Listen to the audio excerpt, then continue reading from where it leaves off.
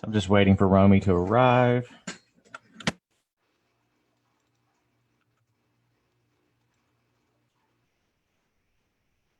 He's late.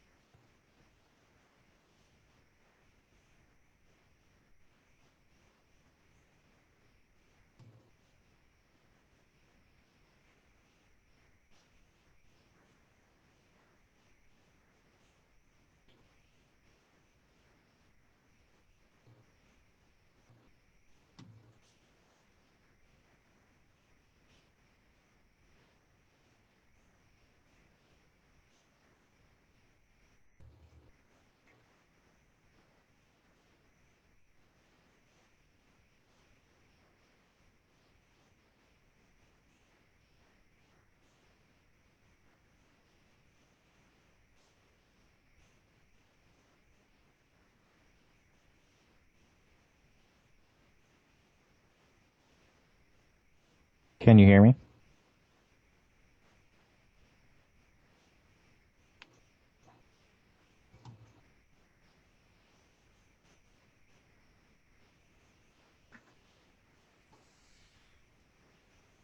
And there we have, ladies and gentlemen, Romy Lynn Swanson.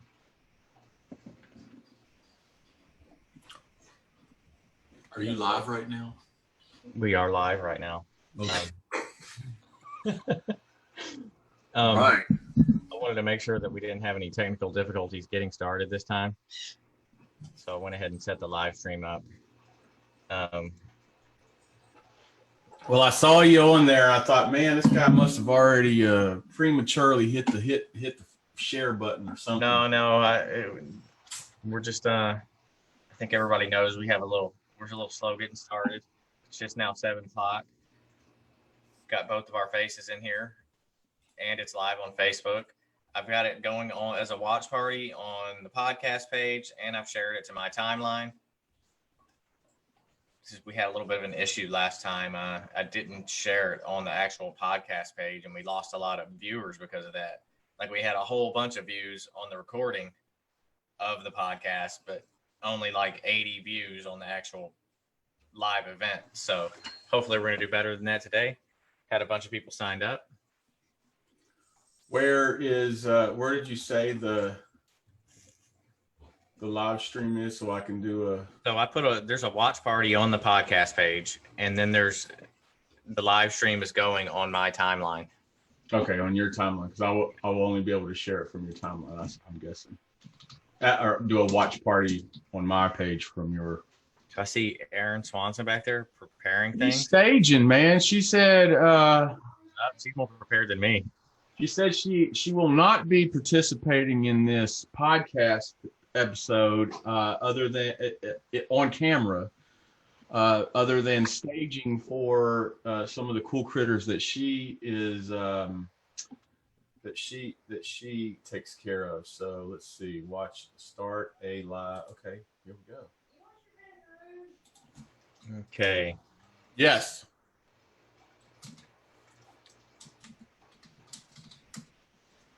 All right, I'm gonna have to not look at Facebook because the delay really messes me up. So you have to monitor the questions. And I have to turn the sound off on my computer. And you can still hear me? I can hear you. Cool.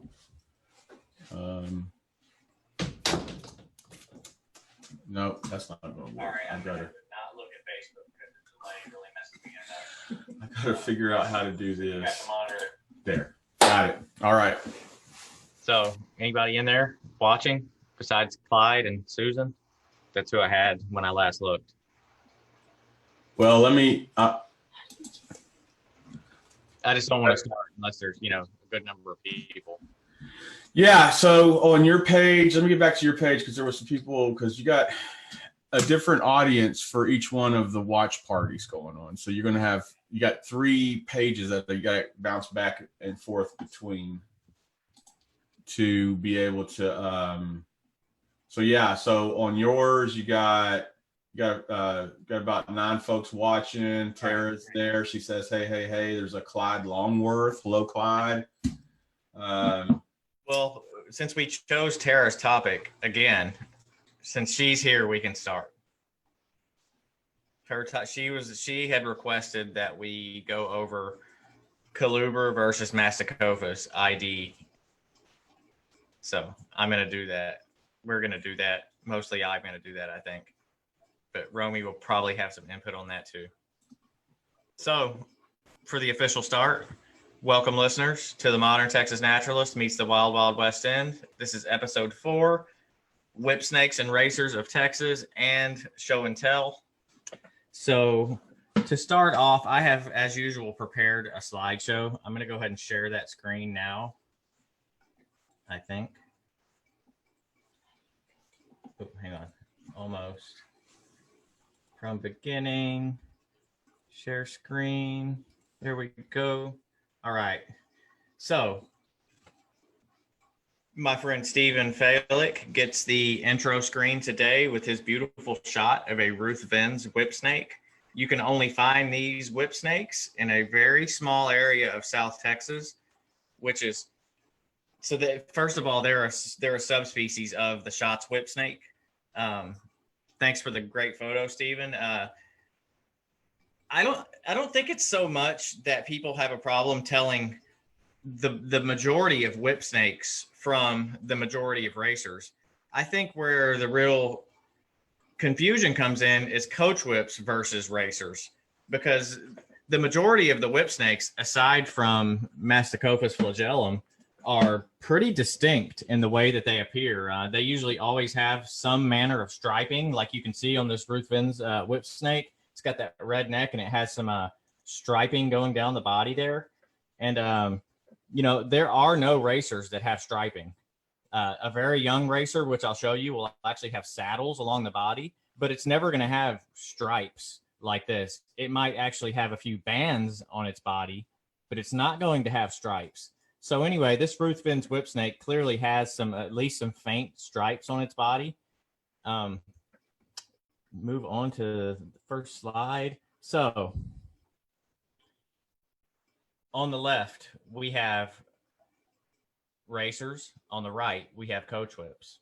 So top left, that is Coluber flaviventris, Coluber constrictor flaviventris, the eastern yellow-bellied racer. Below it is Coluber constrictor anthicus, the buttermilk racer. So on the other side, we have on the top the eastern coach whip, on the bottom the western coach whip.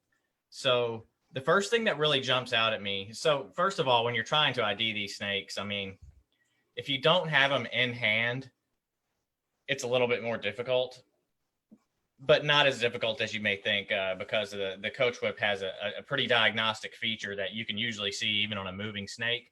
But if you happen to catch these snakes and have them in hand, the first thing that you'll notice, if you look at those snakes on the left-hand side, they have a more robust bottom jaw.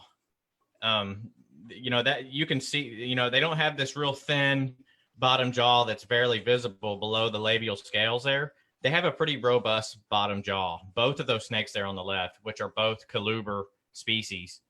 Then looking at the ones on the right, the bottom western coach whip, the top, the eastern coach whip, they have a very, very thin bottom jaw there that you can just kind of barely see there below the line of the mouth, below the labial scales. I mean, there's this really thin section of bottom jaw.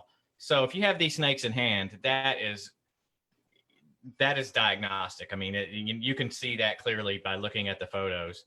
Also, those racers, they have a more of a rounded face right there. It's a shorter face in the front. I like to describe whip snakes, not just coach whips, but all whip snakes, as having a bottle nose. compared to a racer, which has more of a rounded face. Still kind of has a sharp face, but it has more of a rounded face.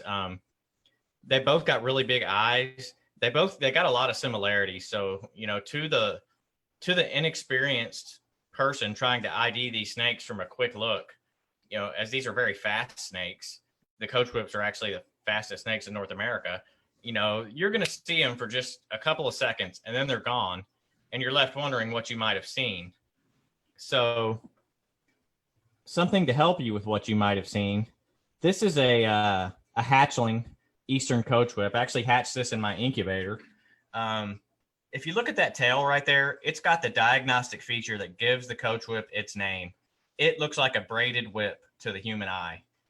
Both the Eastern and the Western coach whip are going to have this feature. If you see that snake stand still for even just a second and you get a good look at its tail, you're going to be able to tell that that's a coach whip by looking at the end of that tail. Because other than that, in their adult appearance, these are very polymorphic snakes. They might be solid black. They might be black and pink. They might be solid crimson red. They might be brown. They might be tan, yellowish, multicolored, banded.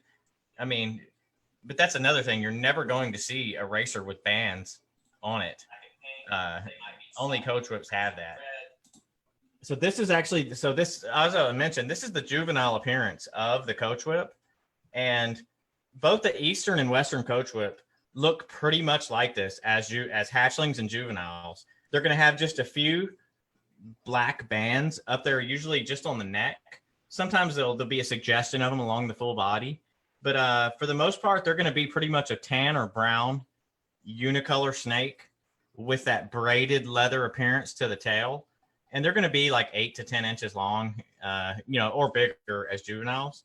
Now, this next picture, this is a juvenile racer. I believe this is a juvenile yellow-bellied racer, but you're going to be hard-pressed to tell that by looking at – you're mostly going to decide on that by range because their juveniles and hatchlings look really, really similar.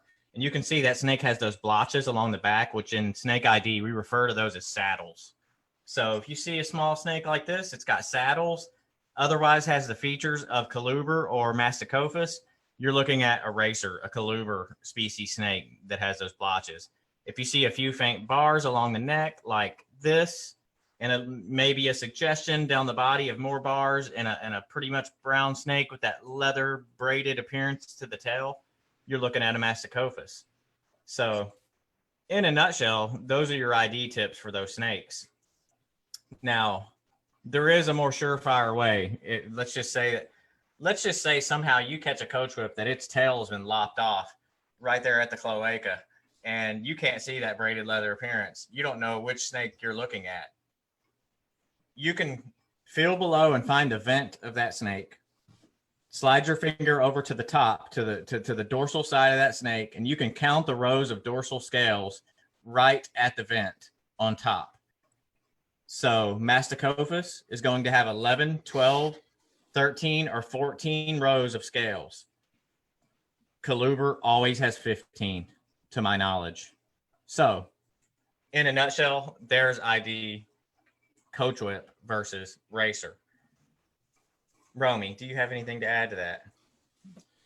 Nope, I don't have a whole lot to add to that, Greg, but I will say that these snakes, once you have a little more experience with them, that you can almost immediately tell them apart. The general gestalt of the animal will give away its ID. Quite frankly, in my experience, and remember, Greg and I are different in a number of ways. Well, probably if you're looking at us in a lot of ways, but one of the ways that we're different is where we've done the majority of our herping in our lives in the state of Texas. And I've done a lot of herping in the western half of the state, and Greg's done a lot of herping in the eastern half of the state. I've seen only a handful of racers in my work, in my herping efforts, but I've seen tons and tons of coach whips. So I guess regionally you may see more in abundance of one of those species than the others. And then I think it's also interesting to note that they have similar natural histories, that these are snakes that have big eyes. They're a little more forward facing because they're visual hunters that like to pursue particularly the lizards. And they're also out a lot during the daytime. So they're I mean, all day, the hottest part of the day. So I always call that they're kind of they're hot blood, or they're hot, not hot blooded, but they're hot running animals, meaning that they're running during the hottest parts of the days, and that they do pretty well with those extreme temperatures. I have had the very first yellow-bellied racer I ever caught played dead on me. And, Really? And I know that, my wife's caught one, a coach whip out in West Texas that played dead on her. So I don't know. I know that there are genera of snakes that play dead. The most famous being the hog noses, but certainly other groups of snakes play dead, and this does seem to be one that does the same thing. Oh, Aaron's correcting me. It wasn't a coach whip in West Texas. It was a Central Texas whip snake. But still, yeah. You know, on that note, my friend Joe Gianella, this is the only time I've ever heard of this happening. He legitimately had an Eastern copperhead play dead on him. The whole spiel, like a hog nose, open mouth, tongue hanging out, played dead, stayed that way for 2 minutes. As soon as he backed off and watched it, hopped up, jetted. Yeah, so not only do you have some of the fastest snakes in the world, they're going to go ahead and combine that defense mechanism with the playing dead. And then also, I don't know if the racers do this also, but because of that, I'm assuming that depth perception and that they can really visualize what they're looking at whenever you handle one. A lot of times, and I've observed this from my own experience, that they will bite past your hand if they're going to strike at you. They'll bite past your hand and strike right at your face. So, they can lock in on your eyeballs. They're famous for it. And they can really, they can do that. And Greg, you mentioned that, you know, they'll play, they can play dead. We know that they run off. They're very fast. Another thing is, you know, just kind of watching some of these critters is that they're pretty adept climbers. They can, when they launch off, the coach whips. I can't talk a whole lot about racers. You know, there's a couple of species. You know, only caught one species of racer, the yellow-bellied and its various subspecies, and not Scott's whip snake or the South Texas version. What was that? Ruthvens or whatever it's called. Those are I've never found one of those. I haven't either. But they the coach whips, at least my first experience with a coach whip, it took off from me so fast I was amazed. This is like the greyhound of snakes, and then it immediately finds some low hanging limbs on an oak tree and is like up in the canopy. I found the coluber, the racers, to be way more terrestrial. Like, I've actually never had one climb on me except in maybe a really low bush. They pretty much stay on the ground. I've only got experience with two subspecies, you know, two of the subspecies. The flaviventris, which is the common one in my area, not as common as I would like. They used to be really common, you know, 25 years ago. Now I'm lucky if I see one a year down here. I saw one last year. My friend Jim saw one on the West End a couple of weeks ago. Usually just don't see him very much here anymore. And I've also seen buttermilks out there and, you know, in the Woodlands area. Actually owned a buttermilk for a while. Know some other people who have. They don't do great in captivity. Not a recommended pet. Actually, coluber or masticophis of any kind, I don't recommend as a pet. I have a masticophis, and Aaron does as well. But they're so, just to hit on that a little bit more. One of my favorite books is right here. This book, Snakes of the United States and Canada, Natural History and Care in Captivity. It has a ranking system from 1 to 5. This is a very expensive book, by the way. If you want to get a copy of it, you could probably find a used copy for like $70, $80. If you want a new copy, it's going to be more than that. I recommend anyone that is really into keeping snakes have this book. It's a little dated on the taxonomy, but the husbandry methods are very sound, and there are tips and tricks in this book you won't find anywhere else. Or if you find them anywhere else, they originally came out of this book. So I recommend this book. I don't know where I was going with this book. I was going somewhere. Oh, ranking system. This book has a ranking system from 1 to 5 on the difficulty of every North American snake to keep. 1 being easiest, 5 being most difficult. Both Coluber and Masticophis species of all types are ranked as a 5 in this book. I owned a yellow-bellied racer for like 8 years and caught it as an adult. And it lived that long and died presumably of old age. Every other one I've ever had stopped feeding and had to be released or died. But I don't let many of them die. I just release them first. I've got a lot of experience at failing at keeping Colubers and Masticophis, so I release them pretty quick if they're not going to establish. Got a coach whip doing real good right now for finally. Aaron Swanson thinks that's funny because it was so easy for her, but that's all right. I'm glad it was easy for her. You just put the smug mug on her face. She got good. That dirty smile of hers. Yeah. So, hey, I did want to mention one other natural history note that I think is interesting, the audience may like, is about coach whips. So Aaron and I, a couple of years ago, we were doing some bird survey work for the National Park Service down on Padre Island National Seashore. And, I get that work done early in the morning. And so we could, really kind of enjoy where we were and go check out some things. And so a lot of this bird survey work, the window for breeding bird survey work begins right as the migration sort of ending. But we were kind of in the tail end of migration. Aaron and I observed there's very few trees on the island. We found a tree near the headquarters that we saw a few birds kind of popping around in, and we're like, oh, cool, kind of a migrant trap for birds. We went to go over there and see some of these colorful birds that had just made the launch across the arrival from the launch across the Gulf. And in that tree sat about 3 or 4 foot coach whip. How it got up there, I'm uncertain because it's not one of those sloping low canopies, almost touch the ground type of trees that you get on the coast. It was nearly standing straight up with a vertical trunk. So it got up there somehow, and it had successfully caught some of those super tired migrants, because these are birds that have been flying forever. They just arrived and they're just trying to get a quick rest in the canopies of the tree, refuel off some bugs, gleaning. And they're easy prey. Well, this coach whip was making hay. He had Aaron's got a series of photographs with a male Baltimore Oriole in the mouth of a coach whip that is 15 feet up in a vertical trunked tree. It was a kind of a unique observation. That might even be something worthwhile taking a look in the literature to see if it's been mentioned in some of the behavioral notes. Anyway, I think that's pretty cool.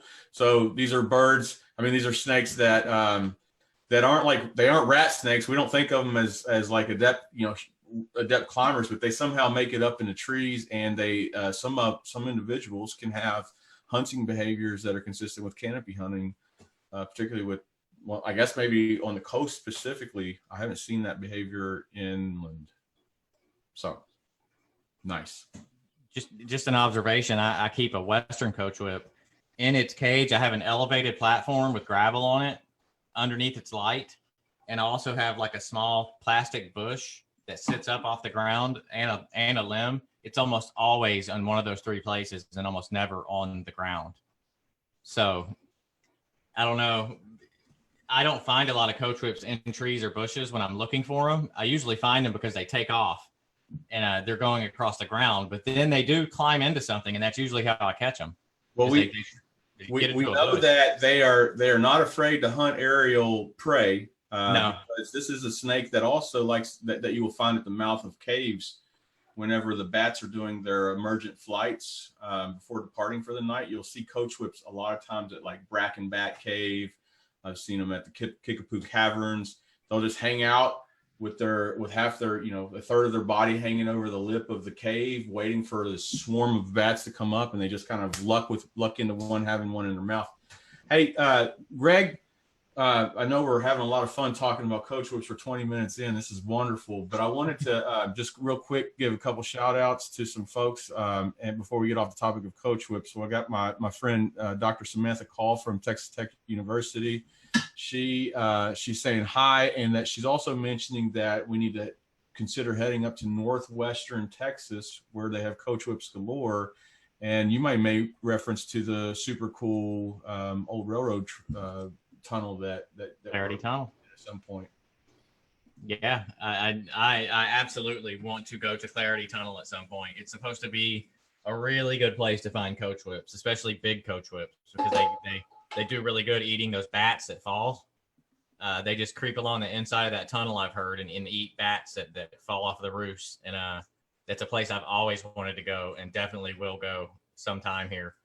Drew has actually said he would take me there if I was ever up that way. So maybe that's going to happen. Or maybe I'll just go without Drew and catch a bunch of stuff without him. Yeah, you might catch more without Drew. He knows where everything is, but I don't know how good he is at catching things. I'm just teasing. Is he on here? Is he watching?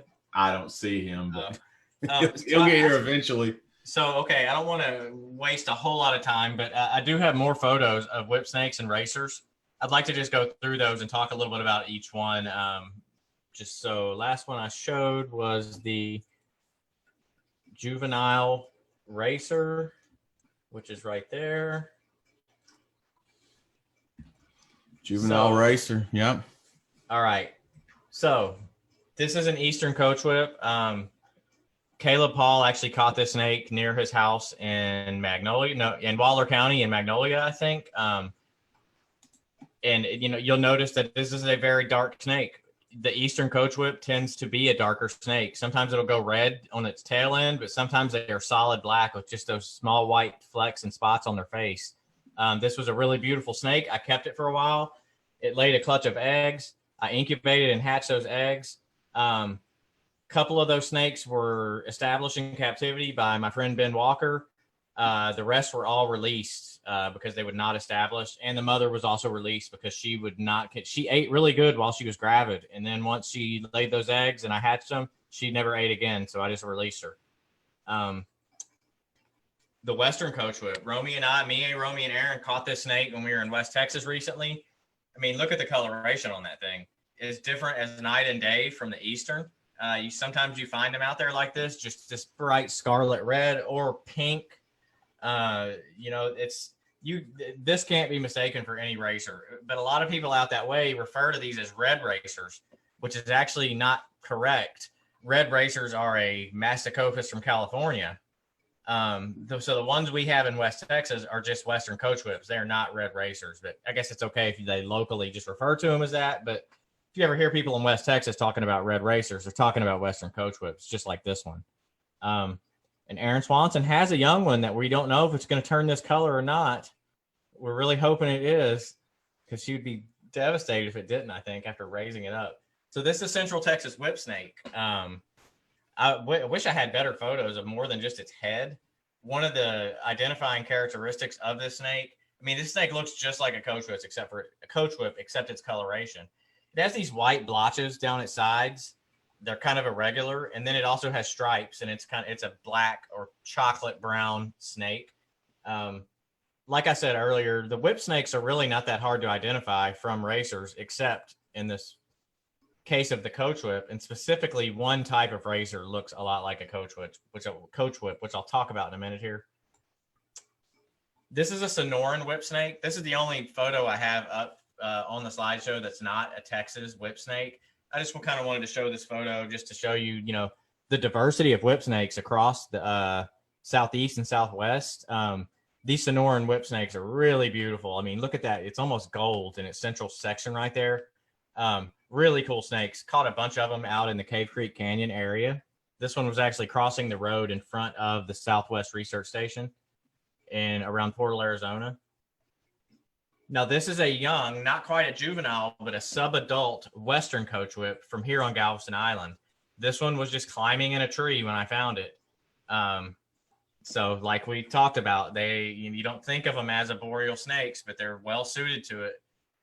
They're long, thin snakes, and they're good at climbing. So if you're looking for them, it might behoove you to look up every once in a while and see if you see one. But because I found this one just climbing in a tree, it was very cooperative. He just hung out and let me take photos of him. Okay, so moving into Coluber. This is the very beautiful buttermilk racer, Coluber constrictor anthicus. You can find them in a variety of flavors as far as coloration goes. This is what's referred to as the high white version that has a lot of white specks. But sometimes you see these snakes that are solid black with just a few white spots on them. And those are the low white versions, as they're referred to as. And there's areas of East Texas where they're common. There's areas right here, like in the woodlands near where I live, about an hour from where I live. They're a really common snake, not very commonly caught. Matter of fact, more commonly caught on glue traps in people's garages, and people I know go out and remove them with edible oil from those glue traps. This is a yellow-bellied racer. You'll notice it has really shiny scales. They have more of a smooth appearance than coach whip scales do. It's got that robust bottom jaw, too, that I talked about. Okay, so this snake right here, coach whip or racer. I mean, there's kind of a case to be made for both looking at it, unless you get into scale counts and looking at, like the preocular scales and things like that, which are very similar between the two snakes. You can't see the tail. I'll just go ahead and say it. This is a tan racer, Eldritch Eye. Aaron Swanson caught this snake while we were in the big thicket.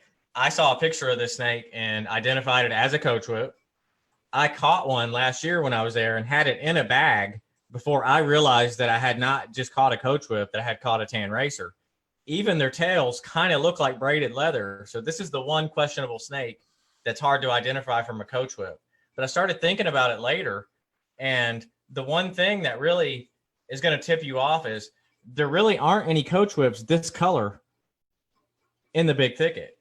You're pretty much just looking at Eastern coach whips in the big thicket. If you see what looks like a Western coach whip, this looks a lot like a Western coach whip. You're not looking at a coach whip, most likely. You're probably looking at a tan racer, which exists in a very small speck of the map on Texas. So you're lucky to find one of these. We've been lucky enough to find one 2 years in a row. So that was pretty exciting. This one was actually way prettier than the one I caught last year. Aaron really caught this snake while I was eating. Yeah, I was gonna say that's how Aaron works. She goes in. She said, "Oh, you did something cool. I'm gonna do something cooler." Yeah. So anyway, I think that's the last photo. Yeah, that's the last photo in my slideshow for Coluber versus Masticophis. Hey, Greg, man, I wish you would have dug up. Did you get a photograph of that DOR banded pattern coach whip we found? Yeah, I did. Let me stop sharing the screen real quick. Maybe you can grab that real quick. I mean, yeah. This is this is a group of snakes that because they run during that hot part of the day, and that they often get struck on the roads, even in rural settings when people are traveling. So you'll see this as one of the major species that gets dinged on the roadkill. But we found this. We'll do a podcast episode on this probably in 2 weeks, maybe the next one. Here it is. Got it about our trip out to West Texas, and this is one of the individuals that we found. A road-killed snake that, I mean, in this picture, it looks like it's alive, but it was deader than a doornail. Yeah, I didn't photograph the snake's whole body because there was a lot of gore. well, Aaron may be able to quickly text or email you a copy that we could throw up on the screen if possible. It'd be tough to get it on screen for me right now, but okay. I'll just go ahead and say that this snake had a primarily yellow body, and it had a couple of bands on its the last third of its body, and then the front of this snake was faded. I think anybody that's a birder that's listening right now will get this reference. I think at the time I looked at the snake and said, "Hey, that's the Western tanager of coach whips." Yeah, it had this like red faded face and it faded to yellow going back to the middle of the body. Then had a couple of light colored bands. It was a very strange looking coach whip. I suspect that this coach whip was in the process of turning into a red phase Western coach whip. Sure, but I don't know that. But it was a bigger snake too. It was fairly sizable snake. though, so yeah, that could have just be how it looks, man. I've seen some Western coach whips here on the island that had a couple of bands on them, and they were just kind of wild looking snakes. You know, they're, like I said, they're real polymorphic. Yeah, Greg describes it as the tanager of snakes, and I would say like this snake looked like two alternate flavors of Laffy Taffy being kind of wrapped around one another. It transitioned from this really kind of sweet reddish color to this really like banana Laffy Taffy yellow color. Really an interesting critter. I've got some photographs of it on my phone. Aaron's got some photographs of it. We'll share those when we talk about our West Texas trip here in a couple of weeks. That's going to be a podcast that will be not short of content for sure. No, definitely not. So I think that pretty much wraps it up with besides we didn't really talk about the periscoping behavior of both these genre of snakes. Yeah. Coluber and Masticophus are both snakes that will raise up and use that eyesight to their advantage and use their long bodies to raise themselves up off the ground, or even climb into a small bush and raise out of the top of it to get a good view of the surrounding area and look for movement, look for something they can chase down and eat. They're also not shy about eating dead things. So anyway, I think that's the only other thing I really wanted to cover. I hope that anyone that's listening that wanted to learn a little bit more about the difference between Masticophus and Coluber, I hope you learned something. Feel free to put any questions into the questions below the live stream, and we'll check that in a little while and address some of those questions. With the Masticophus, we got a couple. We got a question and a point. Okay. Question and 2 points. All right. One's a correction. Is John Cargis correcting us? John Cargis is back, so better be on your tippy toes. All right. That's all right. So Lee asked, could the banding be because of death? In this case, I would not say so. They do commonly band. The Western coach whip does commonly band. And this individual being one of the redder individuals is probably a very natural thing. I don't think it has anything to do with death. I don't think so either. And then Travis Grasha, hope I'm saying the name right. Yeah, he's a friend of mine from down here. Friend of yours mentions that that he currently has 2 coach whips. So far, both been great, feeding on frozen thawed mice that he offers, and he thinks that he's thanking his lucky stars for that. Well, let me address that for a second. Sometimes when you first get a coach whip, they're just as good as they can be. They'll eat whatever you offer them, and they won't be super striky, but they get over it in a few months and will start rejecting their meals. And if that happens, I found that one of the ways to get them to start eating again is to raise the temperature in their cage. Sometimes that works. If that doesn't work, I found nothing that works, and I just release them. But hopefully those don't do that to you. Hopefully, I know Travis was looking for a Galveston County coach whip, and then not too long after that, I know he came across a couple. But another thing is that I think Travis is a fairly advanced keeper. I don't think he's going to have a lot of trouble with them. I'm a fairly advanced keeper too, but I've just not been lucky with Masticophus. I've kept them for several months, and then they just turn right off on me and quit eating. So anyway, good luck, Travis. I hope they do great for you, and I hope you really enjoy them. I can get you in touch with a couple of people that keep coach whips if you need any help. And it won't be me. It'll be somebody way better at it than me. So anyway, do we have other questions? What's the correction? John offers a correction on the subspecies in tan racer. He says that it is Etheridge EI. Did I say Eldridge? You said Eldridge EI. Yeah, like the Eldridge spirits. Like there's just a few letters that were put into the wrong order there. Well, thank you, John. We are always glad to have your input. And John also is offering a cool natural history note that was provided to him from a photograph of one of the former keepers at Independence Creek Preserve, where a coach whip was photographed subduing and eating a Western diamondback rattlesnake. which I've heard of a couple of times. But in this particular photograph, you can see that the coach whip is actually ingesting the rattlesnake in half, like he's eating it mid-body with both the tail and the head outside of its mouth and a good bit of the body already inside of it. Mm-hmm. So it's a sort of an interesting natural history note, feeding behavior, and then we're all talking about coach whips. I think we could talk about coach whips for a lot longer. Yeah, all right, the two genre we're talking about, Coluber and Masticophus, also referred to by Wolfgang Worster and others as Nasticophus. So I did a lot of asking around about this. So as anyone that's watching that's into snakes is going to know that, man, we're going to end up talking about this forever, is going to know that 45 minutes on. There's been some bouncing back and forth of the genus Masticophus. Like it's been lumped with Coluber and split from Coluber and then lumped back in with Coluber. And at the present time, it is split again. But just like 4 years ago, they were briefly lumped. They were lumped for long enough that Peterson's field guide published it with all the Nasticophus genre as Coluber. So there's a lot of people out there that are going to argue with you about your IDs because they go by the Petersons. Well, in a Myers et al. 2017 paper, split them again. So it is Masticophus and Coluber. We're going to have to start going off of common names because I'm okay with that sometimes, right? I haven't heard Western Coach Whip lumped into something else. I haven't heard that. No, you're right. It's Red Racer. So I actually reached out to like probably 7 or 8 herpetologists that I know to kind of ask them what their opinions were on the lumping and splitting of Masticophus. Did they think that they should be split, or were they okay with the lumping? Some of those responses were, I don't care. I don't like taxonomy.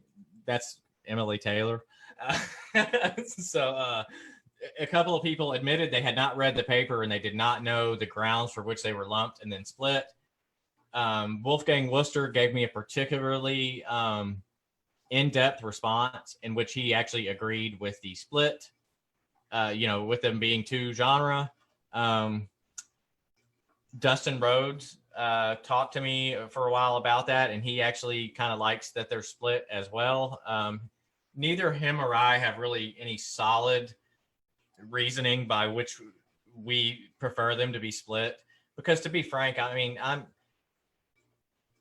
I read a lot of scientific papers. I don't understand a lot of what I read. I have to spend a lot of time Googling. I understand by the time I'm done because, I do the research and figure out what they're talking about. But I think the end result in Myers et al. In 2017 was that they did believe that they did not sample enough populations to make that call to lump those snakes. So I agree with that. I mean, looking at the sampling that they did, and I think Dustin and Wolfgang Worster both also agreed with that. But I'm not going to put any words in their mouths. They could clarify if they want, but I know that those 2 in particular were okay with the split. Seemed like everybody really was. And then I had a few people like Doug Hodel that just never responded to me. I don't know why Doug would do that to me, but he never responded. He saw my, he left me on red. Put him on blast here on the Yeah, that's all right. He doesn't mind.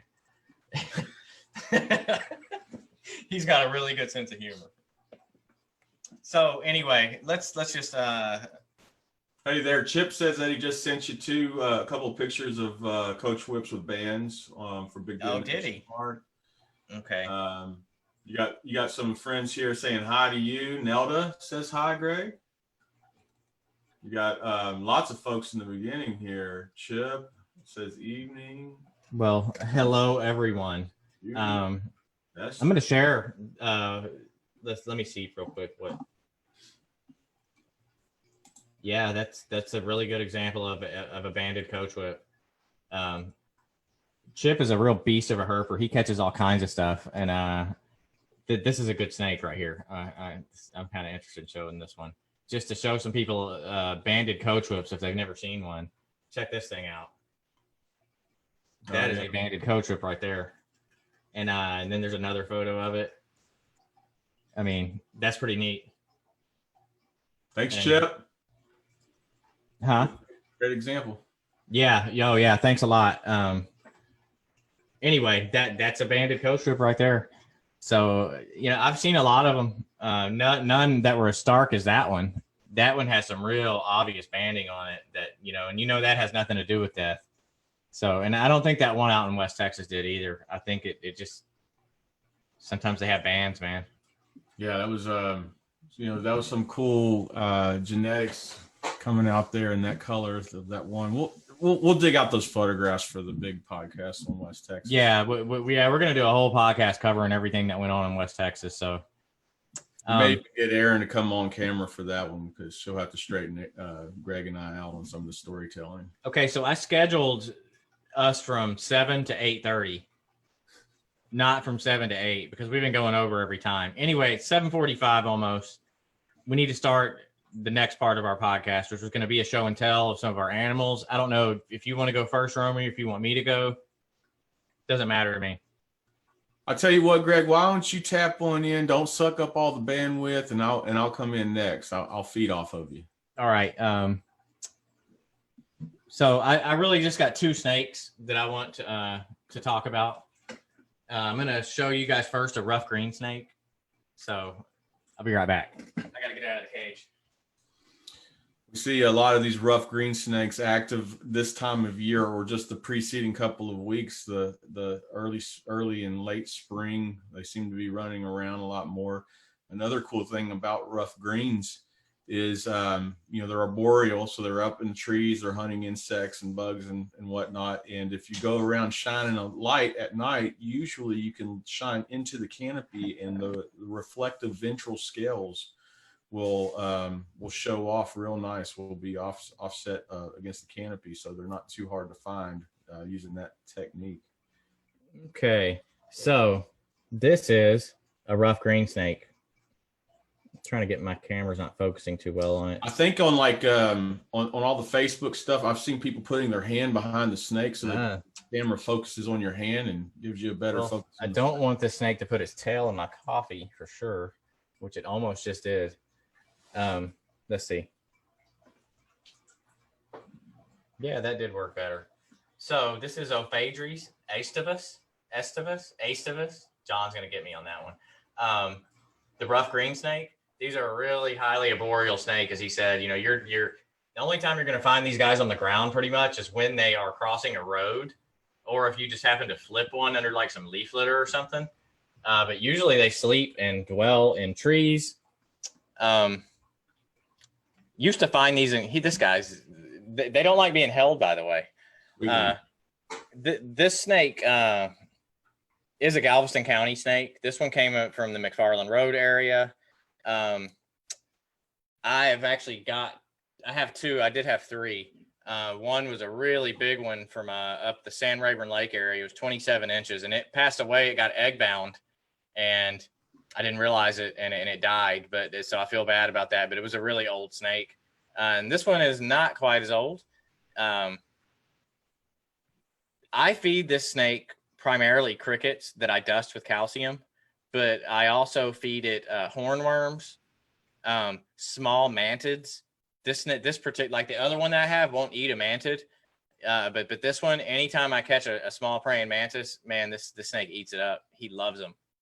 And this is the male, and I have a female. She's in shed right now, so I'm not going to bother her. She's not in a great mood. But I've actually never had one of these snakes bite me. I know some people that have, and some of them act really defensive and gape their mouths when you catch them. But I've actually never had one do that to me. And this one I've never had one bite me. Very gentle, docile animals. Not much for being handled. They're very delicate. I don't recommend having these as pets if you're somebody that really likes to handle your snakes. But if you like display animals, to have a really nice bioactive terrarium and have a couple of these in it, you can even cohabitate them with like arboreal lizards that eat the same prey items, and you generally won't have a problem. Anyway, that's the first snake I wanted to show you guys, the rough green snake. And I'm sorry that he's not putting on a better show, but they just don't enjoy being held. So I'm going to go put this one away. don't know if you want to show one now, Romer, or if you want. Sure, me to- I'll jump in, but I'll probably add some color commentary if it's all right about rough Go ahead. greens. It's I'm going to put this truly, away. I'll be right back. this is truly one of my favorite snakes. Aaron and I've kept some in the past. They're pretty hardy. They keep well. They're easy to feed. The bugs and things that they like to eat are readily available from pet stores. I've watched them a few times, and they have a kind of an interesting hunting sort of behavior where they're working these limbs. They're kind of keying in on a beetle, a moth, or whatever they're going to take down, and they kind of like start trancing a little bit, and they're like kind of wiggling like this real slow, and they move real kind of like maybe a little jerky. And I don't know if it's necessarily trying to look like the branch, like a limb or something, or swaying in the wind. But I've always thought that was sort of a fascinating behavior. And Greg, you may know a little bit more about that. And then after you comment, I'll talk a little bit about the range of this species in the state. Yeah, they almost all. I mean, everyone I've ever kept did that swaying behavior, and yeah, I'm sure that they're trying to mimic a vine or a branch blowing in the wind, and it's pretty successful. I mean, they pretty much nail their prey items. It's said in a lot of the literature that they'll eat small lizards and frogs. Actually, never seen that happen. I'm not going to say I don't believe it, but I'm just going to say that it's really not common. I think they'd almost have to mistake a small frog for an insect or a small lizard for an insect. But I've never seen one this large, but they apparently have been found up to 4 feet long, which blows my mind. The biggest one I've ever seen is 27 inches, caught by my friend Joe. So I guess one at that size could very well eat frogs and lizards without a problem. But the ones I have, be really hard pressed to swallow a frog of almost any size. Maybe a small lizard or a small skink, but not a frog. Anyway, that's kind of all I have to say about it. What else do you want to talk about, Romy? Well, I was going to talk about the range. So I think when I think of the rough green snake, I think of a snake that's primarily an eastern distributed species, particularly in Texas. I think they're found throughout maybe the southeastern 2/3 of the state.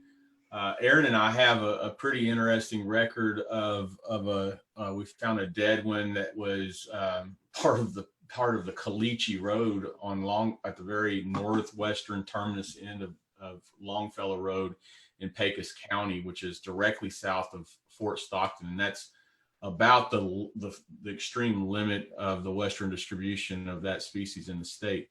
Dixon, that's the range.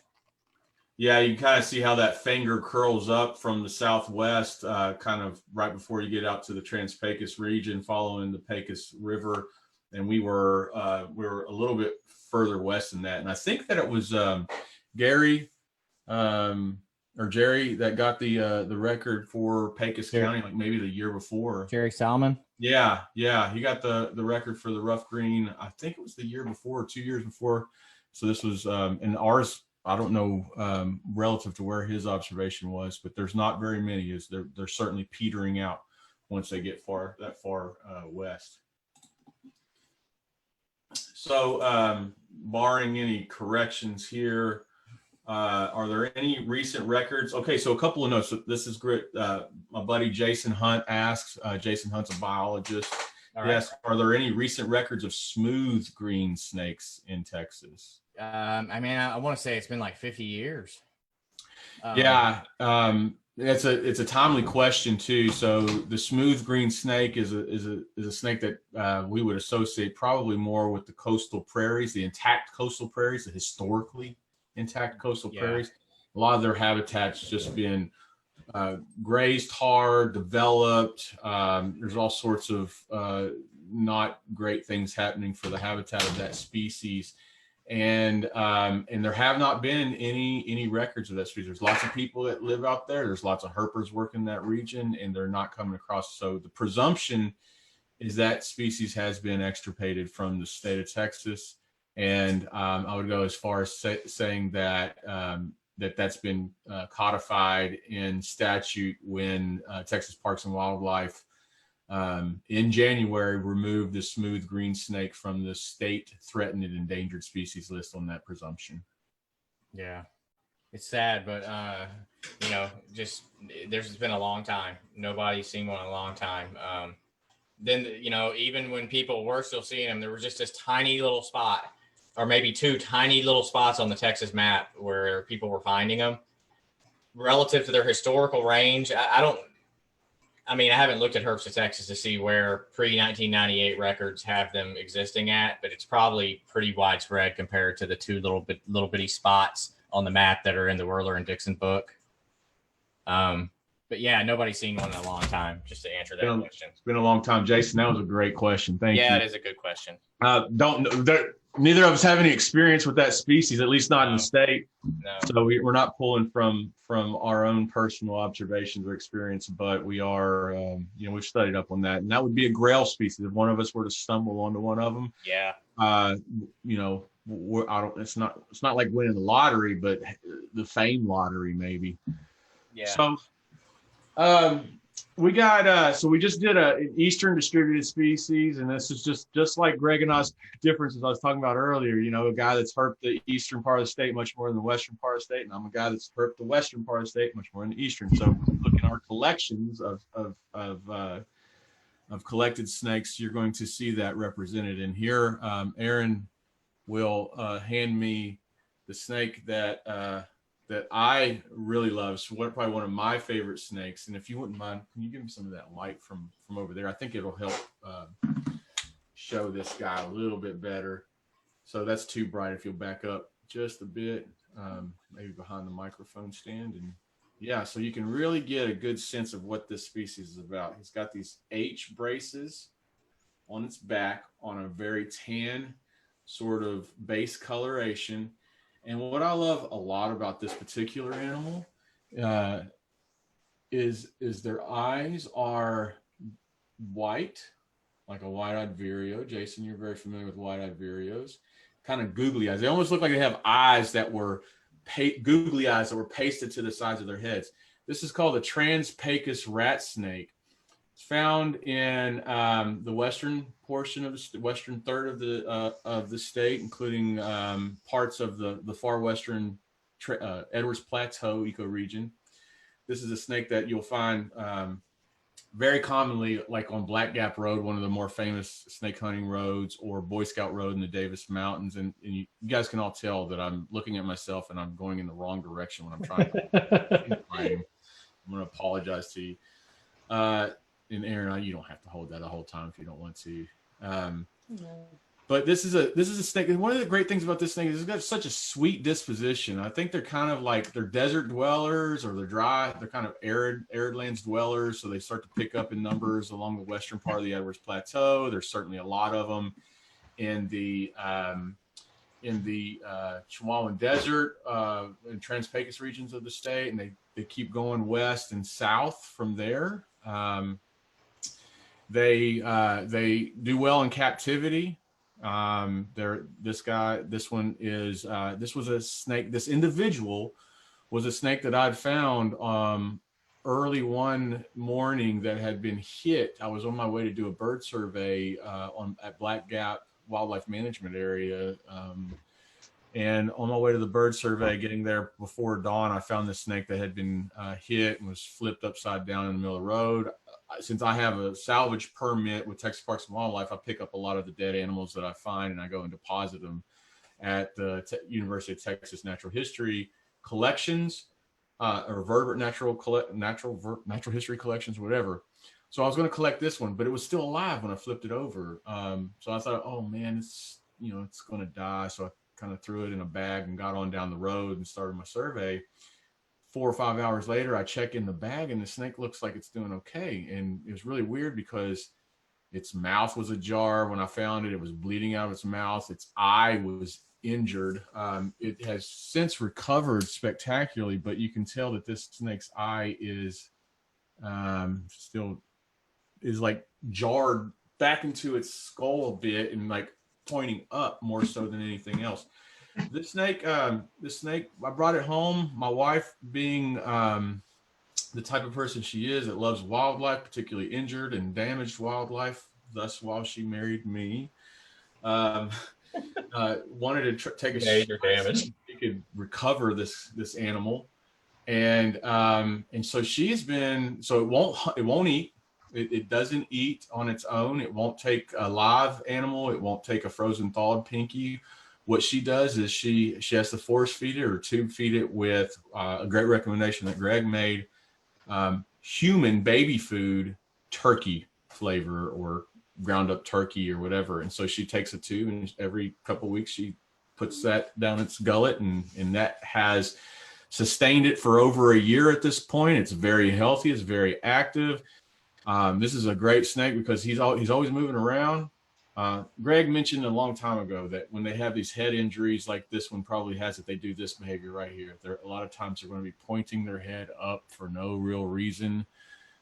He may have a reason. This one may have a reason because he sees this microphone here, and although they're not known to be incredible climbers or anything, they will climb.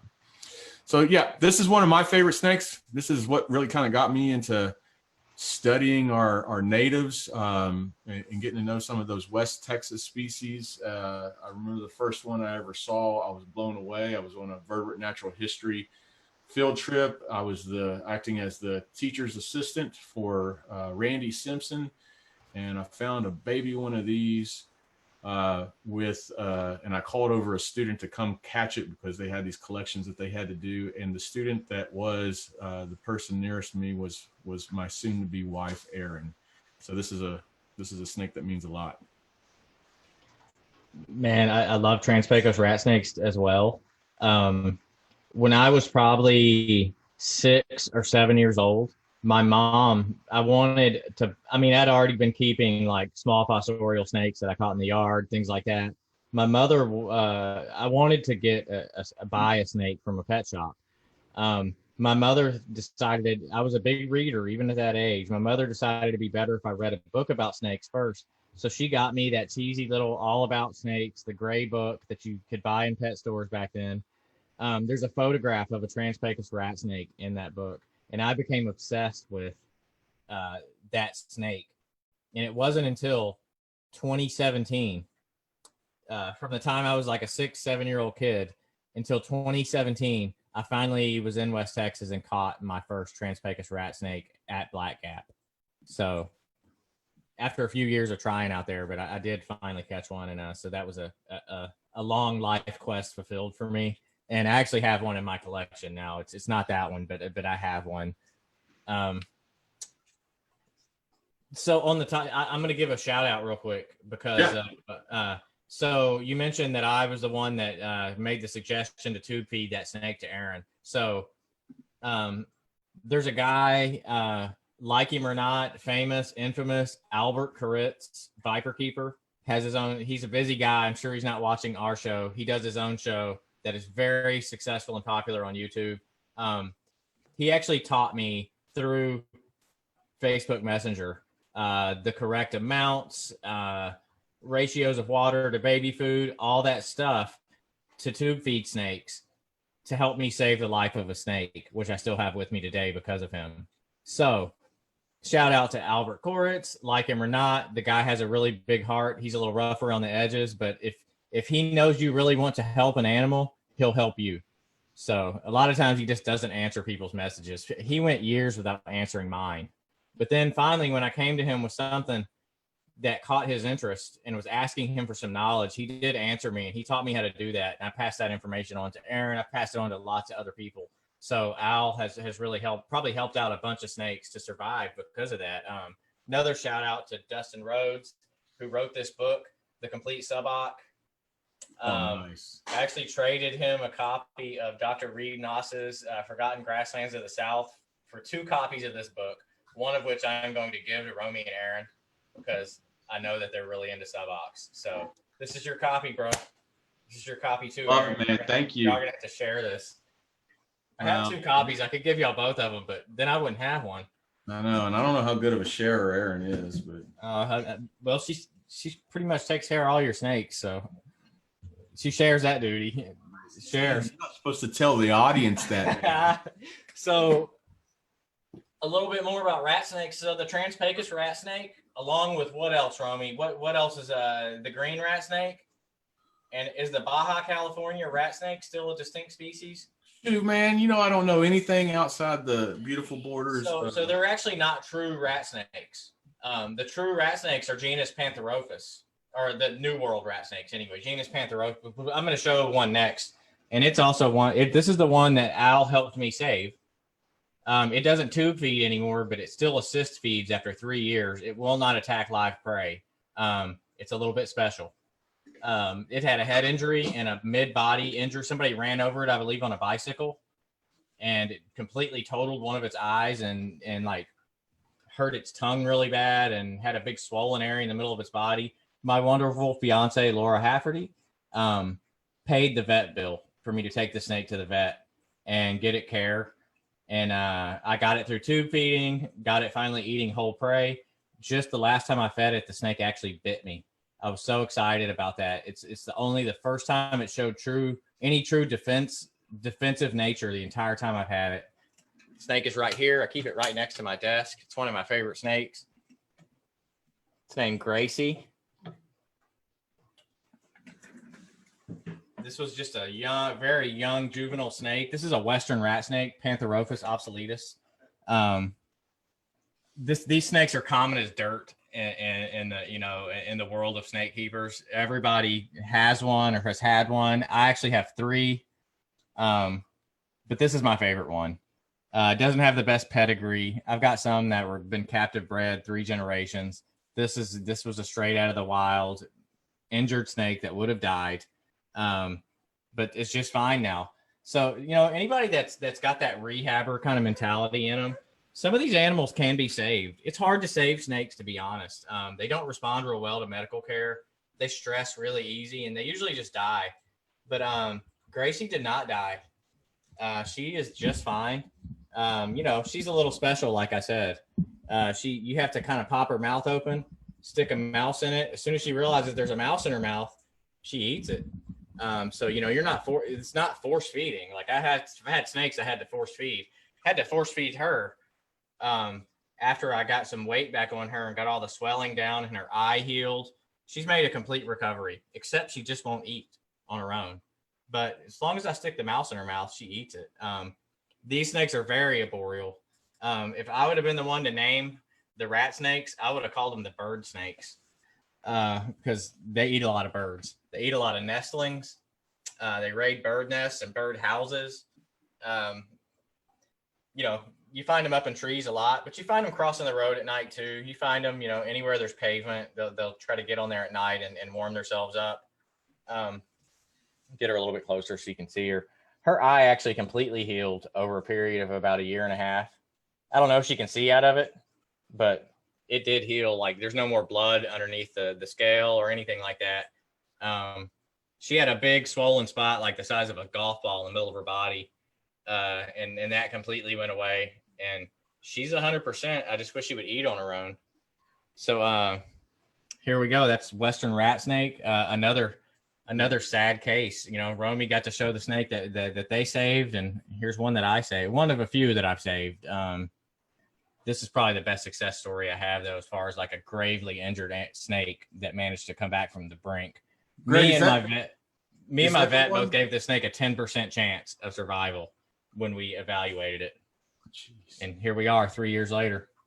What were you going to say, man? I was going to say, is that the one that when you were describing how they kind of keep their heads up, is that the one that does that? She used to do it. She doesn't really do it anymore, though. Okay. I think it's a head injury thing. But then there's like stargazing, which is a whole nother behavior that really sick snakes, really highly parasitized snakes will do as well. But the difference is with stargazing, sometimes they'll actually flip over and not be able to right themselves. I don't know a lot about stargazing. I've only had a couple of snakes ever do it. One of them was real recent. And I think it's in general just a sign that a snake's near the end of its rope, that it's just about over for it when they start doing that. I had Nerodia are real famous for it when they're getting ready to die. They start to stargaze like that. But yeah, snakes with head injuries do it too, except sometimes they recover. She just wants to climb. This isn't the snake that I was going to present next, but my wife just had to have this one. Her what she calls What is it called? No, I call it her designer snake. This is Hopper. This is, although it doesn't look like anything familiar to anybody on here that knows they're native Texas snakes, this is a native Texas snake. It's the same species you're looking at right here. This is the same species, but this is a scaleless Western rat snake, Texas rat snake, and it's in blue right now, which is interesting. If you've ever seen a scaleless snake shed, they're just kind of like peeling out of a sock, just like, but different than what you're. But so this is what her designer, I call it her designer snake. She reminds me that this is a natural phenomenon, that this is not, even though that this is a bred snake, that this started as a couple of individuals that were found naturally scaleless out in the wilds.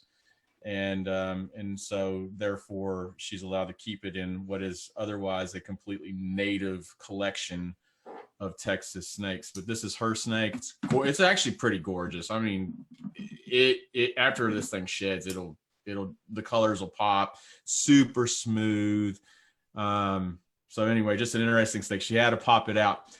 But what I thought I would do with this, the one I wanted to highlight, and I won't take too much time to talk about it, is to get back onto another snake associated with the western part of the state, formerly part of the coastal prairies. This here is the western hognose. And you see that these hog noses they're a bit bigger bodied, relatively stockier animals, and this one's not being real active like the green snake and the Texas rat snakes that we had or the western rat snakes that we had a few minutes ago. But this thing has an interesting. There's a couple of interesting notes about this feller here. It is this snake was actually given to me by Dr. Corey Rolke. And I think it was collected from one of the grasslands in West Texas, but I don't have the location exactly. But you see when you travel in the grasslands, and this is something I've noticed, particularly working in some of the air grasslands of West Texas, like the Marfa grasslands or the Marathon grasslands, that a lot of animals that are obligate to those grassland ecosystems, and particularly a lot of the snakes, will have a pattern that looks very similar to this one. And so Greg and I and Aaron in our recent trip to West Texas came across a Mississauga, and that's a snake that looks almost exactly like this one. A lot of times you could dangerously be picking up one thinking it's the other. So it's pretty interesting. And then you get the same sort of pattern with some of the glossy snakes will have something that looks very similar to this. Emery's rat snake will look a lot like this pattern, although the body types and the general gestalt's really distinct. But this guy's got a extremely, even relative to the hog nose that has an upturned nose, this western version has a really extremely upturned pointed nose. But unlike the eastern hog nose, this one keeps pretty well because you don't have to feed it exclusively toads and frogs, which are hard. This one's working off of thawed and frozen mice at this point. Healthy eaters. And another thing I like about these guys is stocky neck. I mean, they have no necks. Oh, and I'll show the ventral pattern of this guy too. He's got this really distinct pattern on his belly. So a lot of folks may not be familiar with these snakes. There's not a whole lot of them around anymore in the eastern half of the state, and they are certainly seem to be declining in the western half of the state. At least that's the assumption. There's a lot of research being performed on this species to better understand its status. And this very well could be a protected species. Could be a federally protected species in the next in the coming years. Because of the presumed decline of its populations. So anyway, I'll kind of tap out. I don't know that we have any questions about these particular critters, but these are a couple of our favorites. I'd like to talk a little bit about hognose if kind of key it up a little bit more. We get the rambling.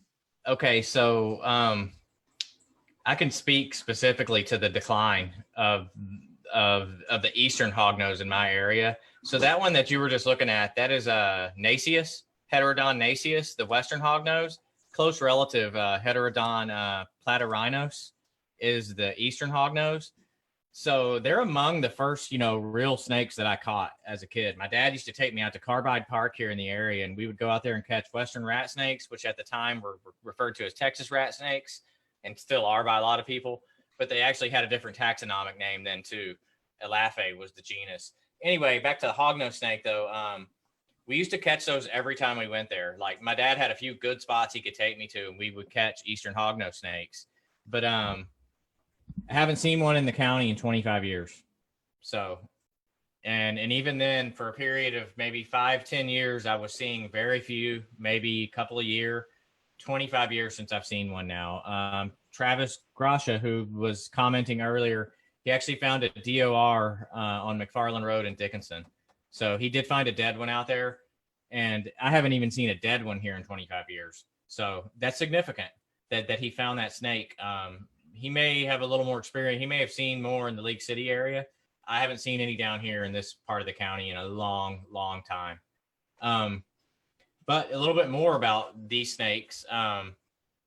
They're referred to as harmless snakes, and for the most part, they are harmless. But they are actually a venomous snake. I know it's hard for a lot of people to believe, particularly in the pet trade where they've been coveted for decades and decades, and people really don't want to believe that about them. But my friend James Downs' daughter was bitten by a western by Nacius on her arm during a feeding event gone wrong. The snake held on to her arm for about 4 minutes. I've been bit by a cottonmouth, and the bite was not as bad as the one she received from that western hognose. So they're not anything I would let my kids handle unattended because, something could go wrong. That snake gets those rear fangs into you. They don't have there's a lot of debate in science over what a true venom gland is. They have what's referred to as a Duvernay's gland, but that thing produces toxic secretions that are modified saliva that absolutely are venom. What is the word I'm thinking of? Thrombocytopenia is what their venom causes, which is a drop in the platelet count. It's been documented now by Dr. I think Nick Brandenhoff did the most recent research. Absolutely a venomous snake. Do they bite humans? Not on purpose. I've never heard of a wild hognose biting anybody. They do this thing where they strike at you with their mouth closed and bump you with their head and don't actually bite you. Every case that I know of an envenomation by I don't know of any by an eastern hognose, by the way. Every case I know of a western hognose biting somebody and envenomating them was in a feeding situation where they mistook. I mean, they're kind of derpy snakes. They aren't very good at targeting things, where they accidentally bit the hand or the arm of the individual that was feeding them and caused a fairly severe envenomation. So, that's just something to be aware of if you're a herper and you don't believe all the flap about them being venomous. They're venomous. They are. But they don't really bite people.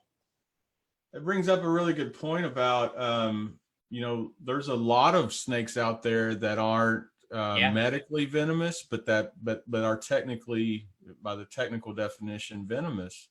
They're medically insignificant venom. Most of them, most all have a medically insignificant form of venom, and in that case in point was that study that both Greg and I and Aaron had all contributed to with Jason Strickland. I think he was working out at University of New Mexico or somewhere thereabouts, and he was collecting like every species that you could think of because he was testing saliva. He was testing everything to try to get a better understanding of the different types of venom and the intensities and what their impacts were. So it's sort of interesting to think that the further you dive into this rabbit hole about, slapping somebody on the hand about something being poisonous versus venomous and venomous versus non, and then you just start to figure out that, like, I just need to just back off because, everything might be venomous to a certain degree. And we can just start talking about snakes that are dangerous, more dangerous than others, at least. Yeah, even these medically insignificant snakes, they're only occasionally dangerous. Just like, sometimes you can get envenomated by one and nothing happened. But then, for whatever reason, and it's not an allergic reaction. That's a thing that's paraded about a lot. That's a pet peeve of mine. Everybody says when you react to a hognose bite, it's an allergic reaction. Absolutely, there's no evidence of that. All the evidence points the other way. There's not been one documented case of a human being that was allergic to heterodon venom. It's always been a product of an envenomation, not an allergic reaction. People say that about garter snakes and things too. They are envenomations. There's somebody I saw on Spencer Green's webpage or Facebook page the other day. He posted somewhere some photographs of a young girl that was envenomated by I thought it was an Eastern hognose. It's a Western. It was Western, and it was a young girl's arm was all blistered up. Yeah, I've read the paper. Okay, so that was and he was stating like this is not an allergic reaction. And Dr. Green is the premier envenomation specialist in Texas, and maybe like the entire Southwest. I don't. Yeah, Dr. Green's the first person I speed dialed when I got envenomated. Like anybody that's with him in 2 minutes. Anybody working with the potential of being bitten by a venomous snake probably wants to know this feller's name, number, and no matter where you are in the state or what hospital you go to, you tell them to you tell your doctor to talk to him, because good idea. Yeah, a lot of from what I've read, doctors that mean well and read their little manual and go, they can screw things up pretty bad if there's certain complications. No snake bite can be treated by the textbook scenario. No, and they don't need to be treated by surgeons either, which is where a lot of places go wrong. They put like surgeons are managing your snake bite. Surgeons are trained to cut you. You don't want to get cut from an envenomation. They mimic compartment syndrome. They are not compartment syndrome. So anyway, we don't need to get into all that, but just one more point though. So Dr. Green posted that paper right after freshly coming out of a debate that him and I and some other people were involved in with some naysayers about hognose envenomations. So anyway, Wolfgang Luster, to drop that name again, he actually chimed in on that conversation as well. And he said, to his knowledge, which is fairly freaking extensive, he's like, he's one of the more well-known herpetologists in the world. He said, to his knowledge, all natricines have venom glands and are to some extent medically insignificant venomous species. So that's all Thamnophis and all Nerodia. All have venom glands of some form, whether they're not the well-developed glands that vipers have or lapids, but they have something going on still. And, they definitely have anticoagulants in their saliva, and they make you bleed a lot. Oh, yeah. But I know people that have reacted to Thamnophis and Nerodia bites.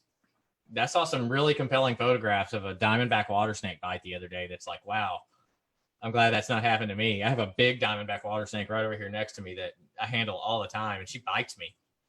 If anybody wants to see an example of someone being bitten by a non-venomous snake and bleeding freely, I would ask you to venture over to my Facebook page and look at the video I posted last night of my own wife with a Western rat snake. She didn't bleed very much. So it's 8:20. We got 10 minutes. Is there any questions on there we need to address? We'll do a couple shout outs. So we got a lot of comments here. Let's see. I saw one I wanted to mention here. Lee mentions that at Herps Conroe, she was in a bathroom when she came across a lady that had a hoggy attached to her arm and had to use a credit card to detach that snake from her. Wow. Did she get envenomated? Oh, she says it's James Downs' daughter. Holly. She got a gnarly Western hognose envenomation. It was the one that looked worse than my cottonmouth bite. I think she spent more time in the hospital than I did. Jeez. And then Judy Sturgeon asks, so it can be toxic as opposed to being from a venom sac? No, they have a venom gland. They do have a venom gland. It's a lot of people are going to tell you that it's just toxic saliva. It's not venom. Venom is toxic saliva. So those two things, that's a circular argument. Venom is nothing more, nothing less than modified saliva.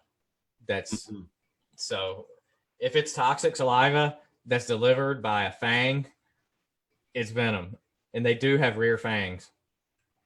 And then Travis makes the astute observation how they survive, and I think he's talking about heterodons or the hognoses in general. How they survive in the wild, who knows? They need every advantage they can get. That's probably why they held on to these are snakes that are literally not fast, not adept at hunting. I would assume they just kind of probably stumbling through life. I have a friend that calls turtles in general the D students of nature, and maybe it's the hognoses that are the D students of the snake world. They're just good enough to get by.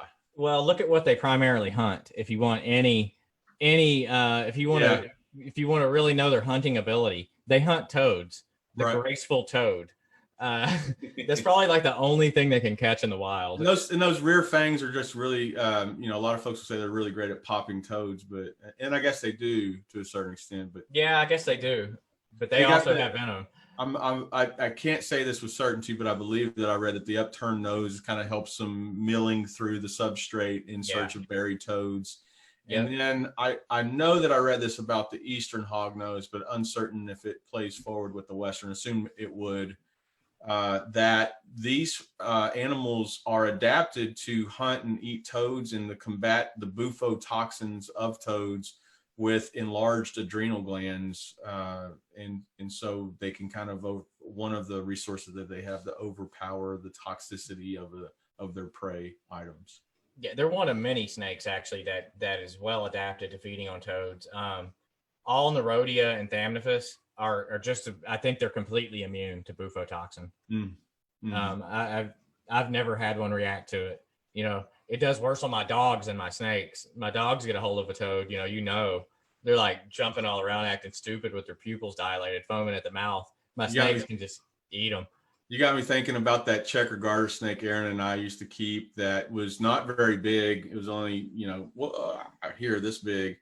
And it would regularly try to take down a full-grown, huge tiger salamander that it had no chance. I mean, not even if it just stretched its body out. The tiger salamander would have ate it.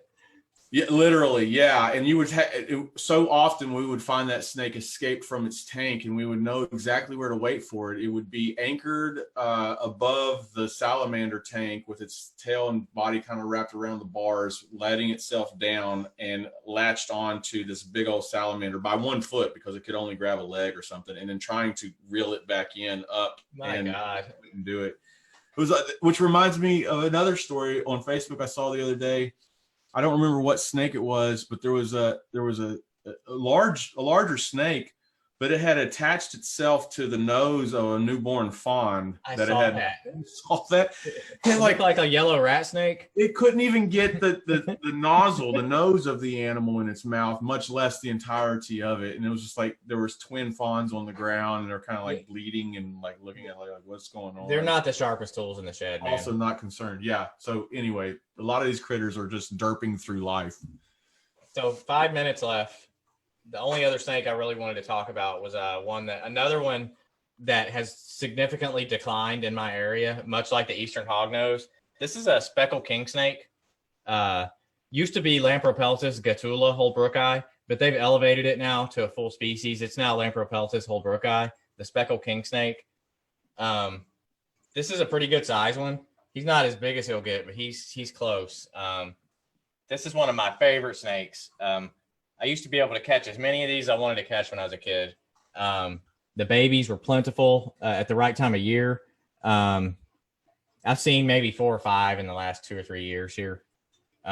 This one came from the Lamarck Levy. I caught him as a kind of a sub-adult. He wasn't a baby, but he wasn't an adult either. And he has never once musked. He has never bitten. I've taken him to many educational events, and everybody's held him. People have offered me lots of money for him because he's one of the high yellow individuals that's particularly beautiful. They're usually kind of a creamy white and black with just like uniform dots. This guy's got something of a pattern, and kind of looks more like a desert king snake than most speckled king snakes do. They got this really beautiful belly. these guys not only they eat a lot of snakes, so they eat a lot of rattlesnakes specifically, but they eat other venomous snakes as well. And this snake, since the first week I had it, has been eating dead rodents.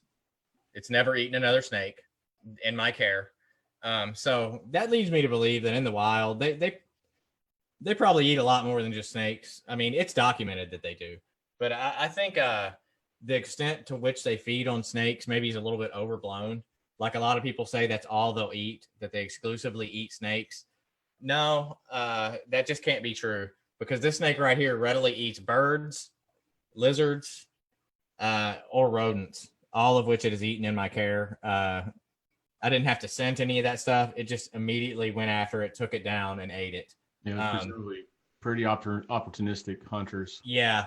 Now, there are some snakes that are, that are strictly snake eaters, like coral snakes. Not a lot of people know that. Coral snakes pretty much only eat other snakes. King cobras pretty much only eat other snakes.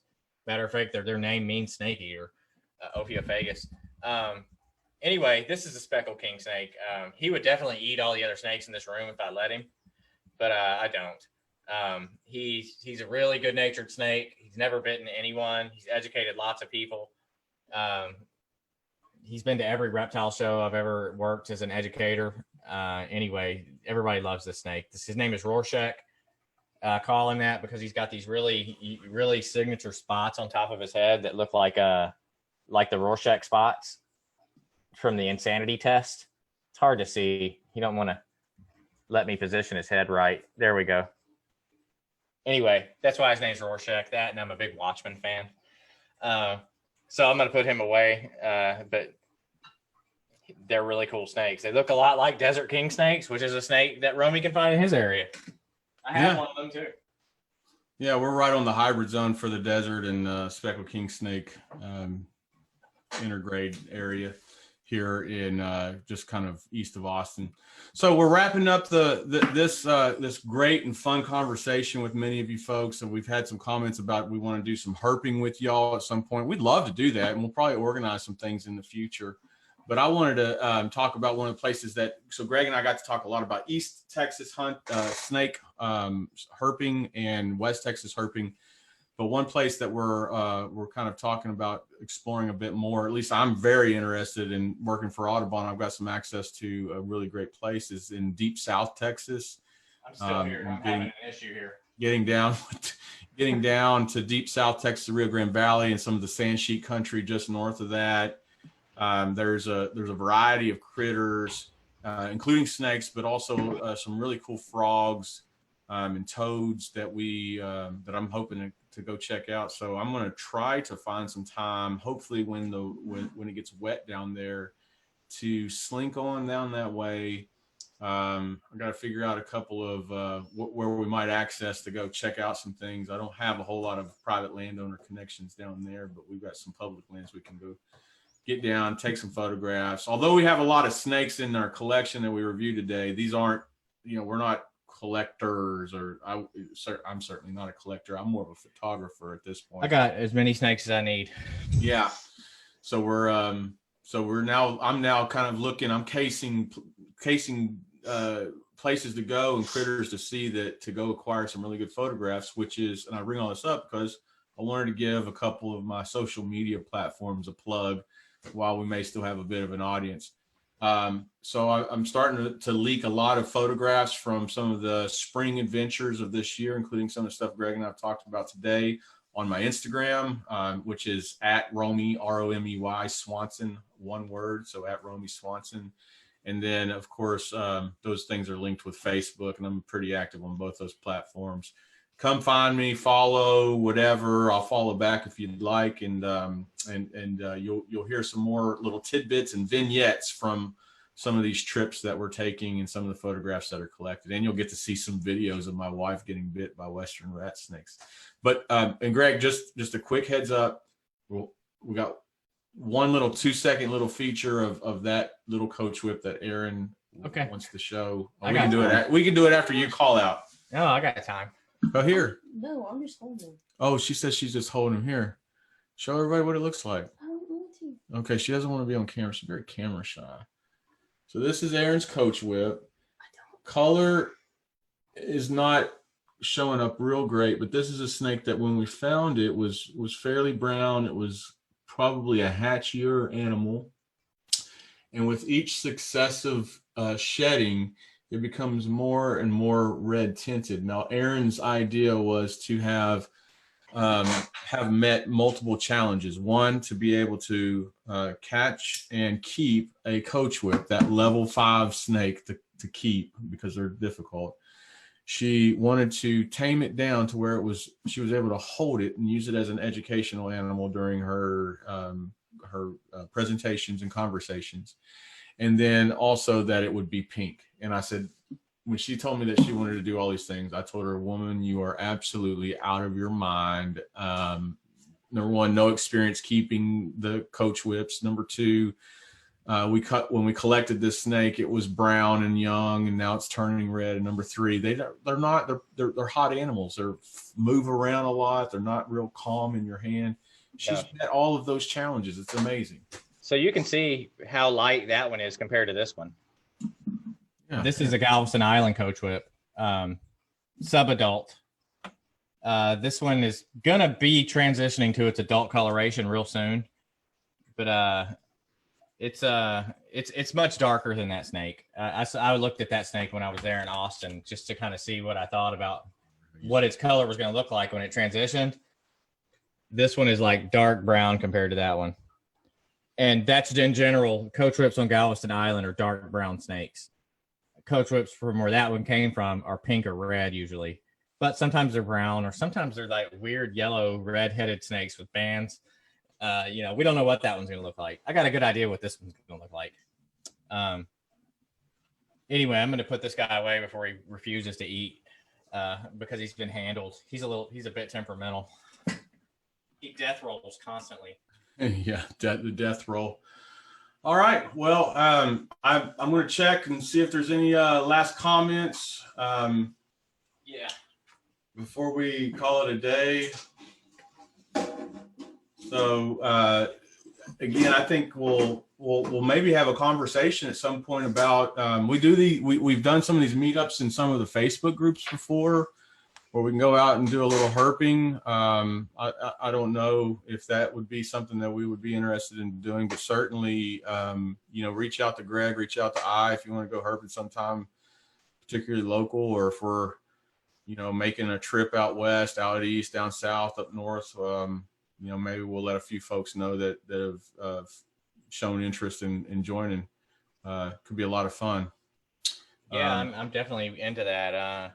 Southeast Texas Snake ID that I belong to and moderate in and have for many years now. We used to do meets, and it really just didn't happen this year due to the COVID-19 pandemic, because normally we would have been doing them. But they did have a small impromptu one the other night with just a few of the moderators, I think, got together, Chip and Caleb and I think Tara and Nelda, and I think Nelda's brother went there. But anyway, they actually caught a mud snake. So that's a significant thing to catch a living mud snake. I mean, I've only seen 2 in 42 years. I've seen 2. How many you seen, Romy? I've seen 1 alive. I was with you. One of your 2. Yeah, we found together on the doorstep of the place we were staying out after hunting for. That's another story. Anyway, it's been great. I was actually nervous about this podcast because I did not take as much time as I should have to study up on Masticophis and Coluber. I just kind of and then I bought a whole book. I bought the 1928 Masticophis Coluber study, and then I left it in my office at work. I was going to have it with me as reference for this, and I left it. Anyway, I didn't really need it, I guess. I think I did okay. Everybody, thanks for listening. A closing question from Michael Behrens, one of my buddies. He asked, are certain species more docile than others, or does it just depend on the individual? Both. Yeah, both. It's definitely both. Like I keep a lot of Nerodia, which are North American harmless water snakes. And they're very temperamental snakes. I have some that have never bitten, and I have some that there's 100% chance they're going to bite you when you handle them. in general, they're snakes that have a bad attitude. But even among them, there are exceptions. They're all individuals. A lot of people don't consider a lot of people consider snakes to be these lower life forms that are these cookie cutter organisms that all act a certain way. That's just not true. I have snakes that have food preferences. They have behavioral tics that I've never seen in other snakes. It's very hard for them to convey any type of, for lack of a better word, I'm going to say emotion, but that's really anthropomorphizing. I just butchered that word. I'm not even going to try again. You did fine. Do I think snakes have emotions? No, I don't. But it's hard to know even their moods because they don't have muscles in their face. They don't have facial expressions. They have one facial expression, and it's pissed off usually. Or derp. Or derp, right. So of those two facial expressions, you're not going to get a lot of out their personality out of it. It's all down to the way they act. Now, somebody that just witnesses a snake in the wild every once in a while is never gonna think about it to these depths. But somebody that keeps lots of snakes, like, you know, I have a lot of snakes. I know that Romy and Aaron have a lot of snakes, but I have a lot of snakes, and I know some other people that have a lot that have more than me. When you deal with these animals to that degree, you definitely realize that they have individual personalities, and I've got a rattlesnake that I believe I could probably just take right out of the cage and handle, and it wouldn't bite me. Am I going to do that? No, I'm not going to do that because it's a very unnecessary risk that I would never do. But I really don't think it would bite me.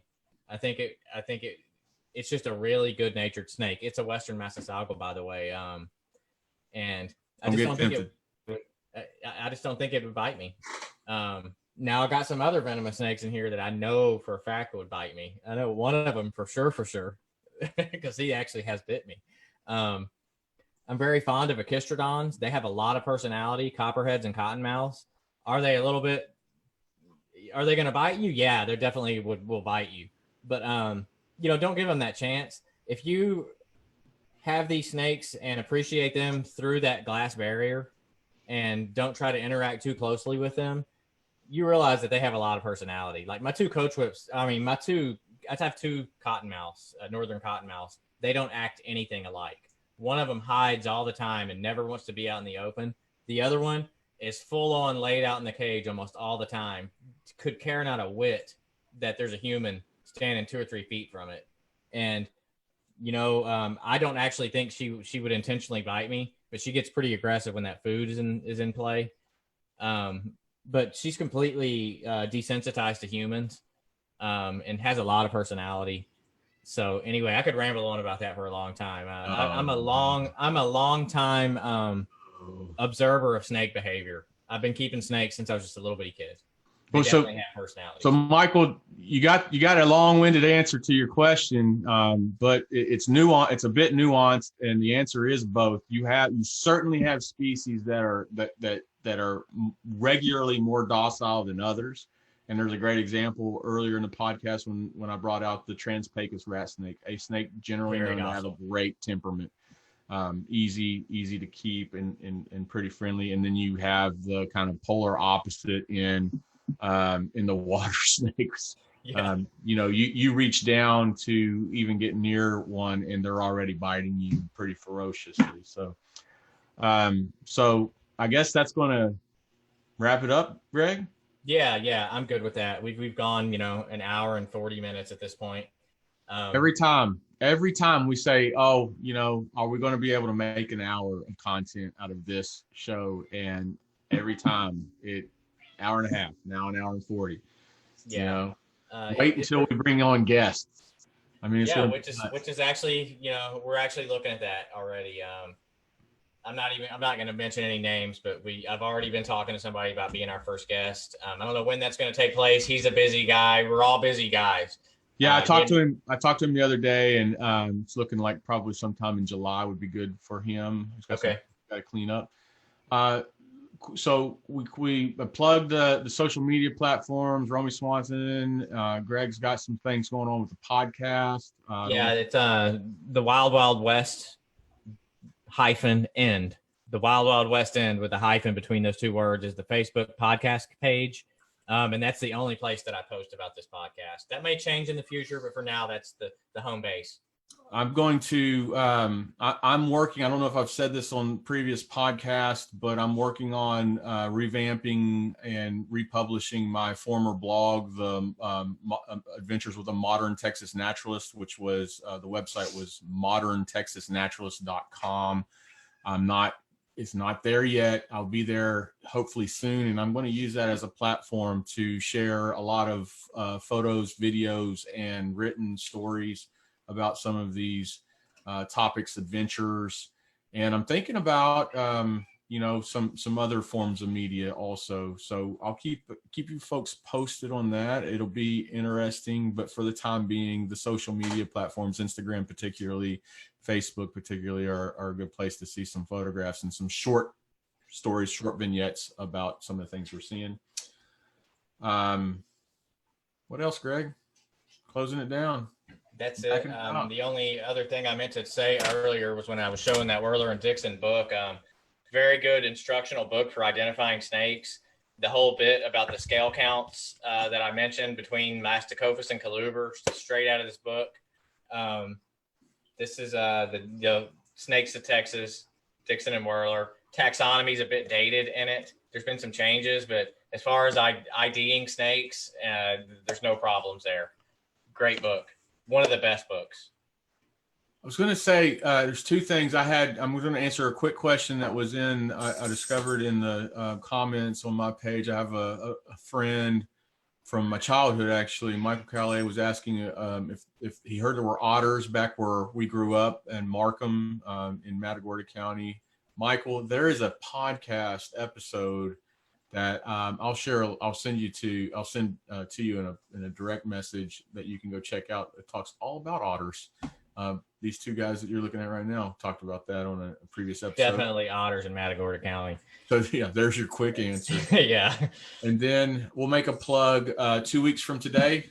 I know we took a week off last week. We wanted to respect the Black Birders Week and all of our friends and peers in the world of natural history that were doing some of the great work on behalf of people of color and Black birders and all of the naturalists and having fair and equitable access to all of the outdoor spaces that we all get to enjoy. So we are now on a schedule that I think we'll go ahead and kick off in 2 weeks instead of, following up next week. We'll go ahead and kick off every 2 weeks from here. Yeah. We'll go ahead and do a podcast that will hit pretty hard. And Greg, I wouldn't be surprised if we're going to split that thing up into 2 segments. Which one? West Texas? Well, just the way we prattle on. I mean, if we get going and we can't get everything done in an hour and a half, but we'll do our best to make it one episode because we got plenty of other things we can talk about. So is the next episode going to be West Texas? Or are we going to go out of order and do the Big Thicket first? I think West Texas because we've hit Big Thicket pretty hard a couple times already. And we could call this the West Texas Big Thicket Galveston podcast, the way we talk about things and where most of our experiences occur. But we'll do some West Texas to add some flavor. I'm working through my backlog of photographs and we'll have a lot of those ready. And I just thought of something we need to plug. Snake Days 2020. And the statewide Bio Blitz. Yeah, it's a statewide event this year. I mean, some of you watching are probably familiar with Snake Days. It's a Bio Blitz that takes place in the 9 counties of the Trans-Pecos. But this year, it is a statewide event. So anybody that can't make it out, but can make it out to Herp just around the house or around your county, join the Snake Days study on INAT and go look at the Snake Days Facebook page and website and find out when those dates are. I think it's June something through the 27th. In July. Oh, the Bio Blitz is in June, right? Yeah. So I don't know the exact dates, but look those up.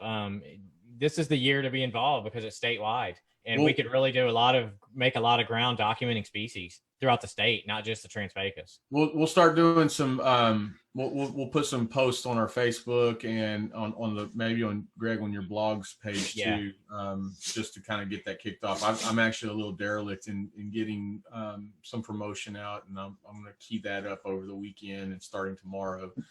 I got a lot of freaking responsibilities that I'm behind on right now, which is life. Yeah, it is. Anyway, let's kill it right now. Kindest, thank you all. Yes. Night. Everyone have a good night. Thanks for listening, watching. And with that, bye.